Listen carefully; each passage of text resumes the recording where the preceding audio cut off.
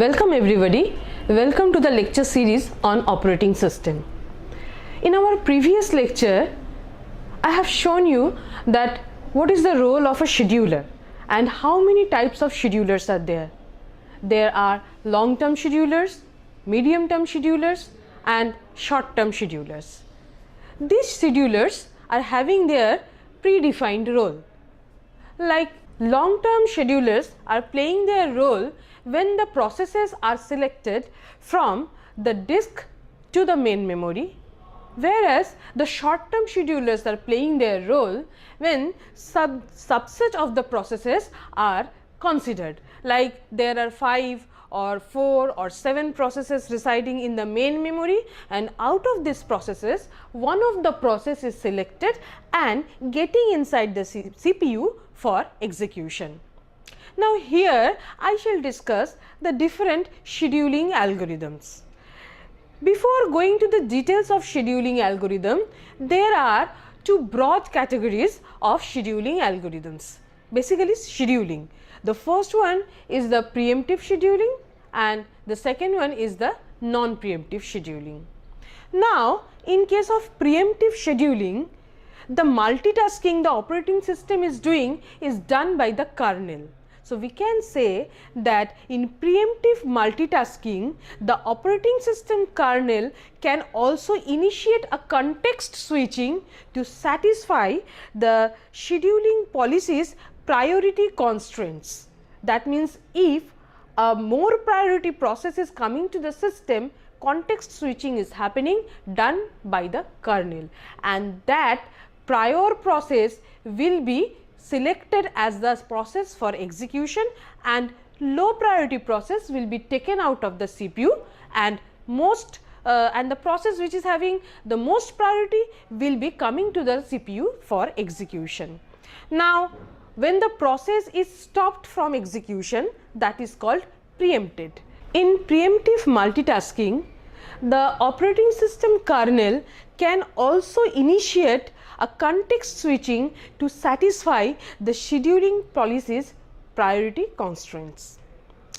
Thus, it is preemptive and it is preempting the currently executing process inside the CPU, and the process which was executing inside the CPU was the active process. So that active process is taken out of the CPU and the process which is newly coming with a more priority will be given chance to be executed inside the CPU. So in general, preemption refers the prior seizure of, and thus preempting the active task is the main policy of preemption and preemptive scheduling. Whereas in case of cooperative multitasking, it is also known as non-preemptive scheduling, is a style of computer multitasking in which the operating system never initiates a context switch from a running process to another process. So we can say when a process is getting the chance to be executed inside the CPU, we are letting that process to execute inside the CPU unless it is not spontaneously giving out the CPU after completion of its task. So this is the basic difference between preemptive scheduling and non-preemptive scheduling. Now this CPU scheduling decisions are taken place when there are 4 criteria. So when a process number 1 is switching from the running state to the waiting state. Second one is when a process is terminating. Third one is when it is switching from waiting state to ready state, and finally the last one is when a process is switching from running to ready state. So these are the 4 situations when we have to take the decision whether we are going to preempt a process or not, and these are the switching criteria. Next, when a scheduling is taking place under the criteria 1 and 2, that means when the process is switching from running to waiting state or when a process is terminating. We say that the scheduling scheme is non-preemptive in nature. Otherwise, it will be called preemptive. Now, why non-preemptive? Because you see, in the first two criteria, when a process is switching from running state to waiting state, it is taking the decision by its own. And secondly, when a process is terminating, that means it is spontaneously, voluntarily just releasing the CPU because it has already completed all its execution. So, in these two situations, we say that the process is or the scheduling criteria is, I should say the scheduling criteria is non-preemptive in nature. When a scheduling takes place only under the circumstances 1 and 2, that means when the process is switching from running to waiting state, and second one is when it is terminating. So, we say that the scheduling scheme is non-preemptive, otherwise it is called preemptive. Okay? That means when it is terminating, the process is voluntarily releasing the CPU by itself. No one is forcefully taking the CPU from the process, and we say that this type of scheduling is non-preemptive in nature. But under non-preemption criteria, once the CPU has been allocated to a process, the process keeps the CPU until it releases the CPU either by terminating or by switching to the waiting state. That is called the non-preemption. Now, these things were happening for Windows 95 and in earlier versions. When we are thinking about preemptive scheduling, this preemption is actually incurring a cost associated with the access to the shared data, because time to time we have to just take the process out of the CPU and we are indulging other process to be inside the CPU. Consider the case of two processes that share a common data.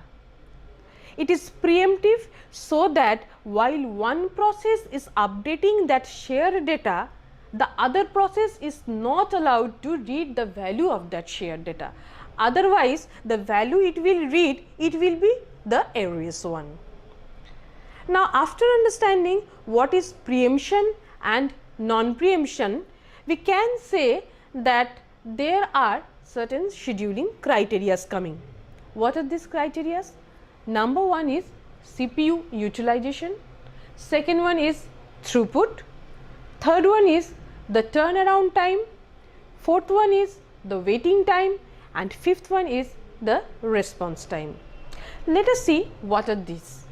So, come to the CPU utilization. What is CPU utilization? CPU utilization means keeping the CPU as busy as possible. We never want that a CPU is sitting idle. Always it must have something to do, and this CPU utilization varies from 0% to even 100%.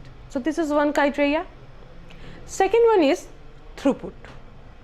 The definition for throughput is number of processes that complete their execution per unit time period, and we always want that the throughput of this system is high.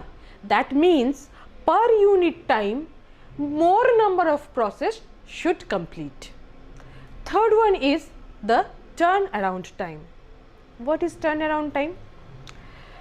This turnaround time is the amount of time to execute a particular process. That means starting from the beginning, and then it also includes all the waiting time till the end when it terminates. This total time period is known as turnaround time. Fourth one is the waiting time. This is the time period a process has been waiting in the ready queue.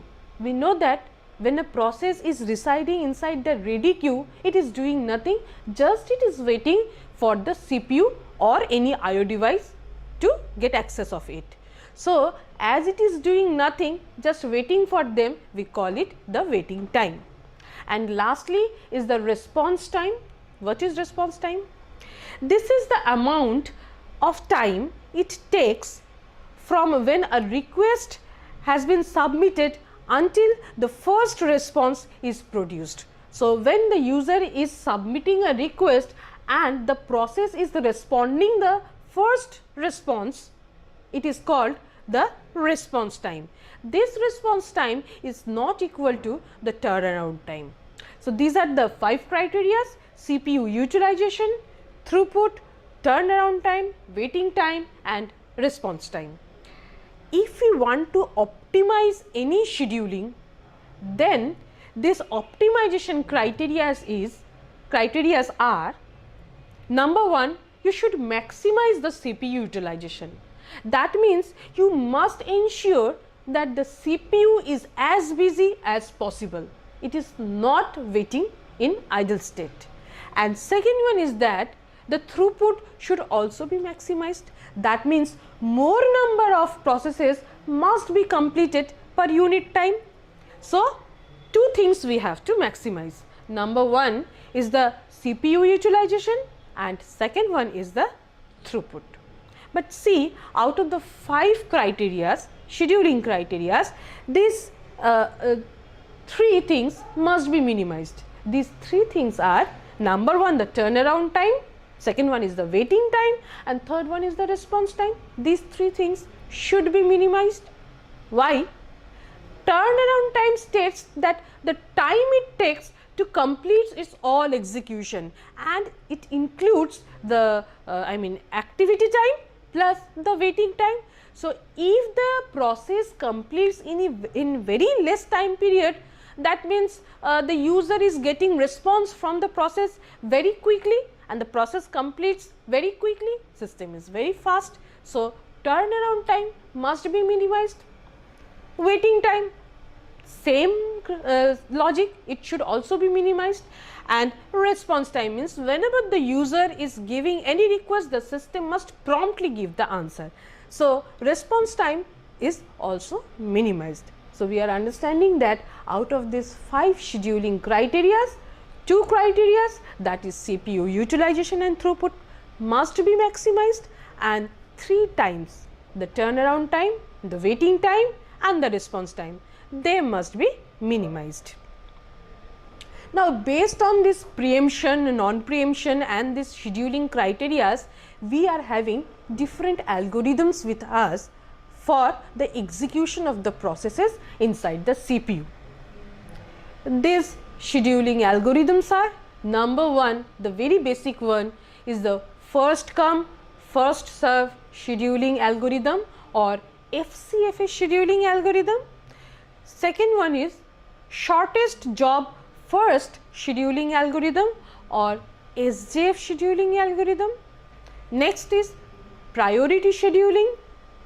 Next we are having the round robin scheduling or RR scheduling algorithm. We are also having 2 other types of scheduling algorithms. One is the multi-level queue scheduling and next one is the multi-level feedback queue scheduling algorithm. So, in our subsequent lectures, we shall study all these scheduling algorithms in detail. Thank you.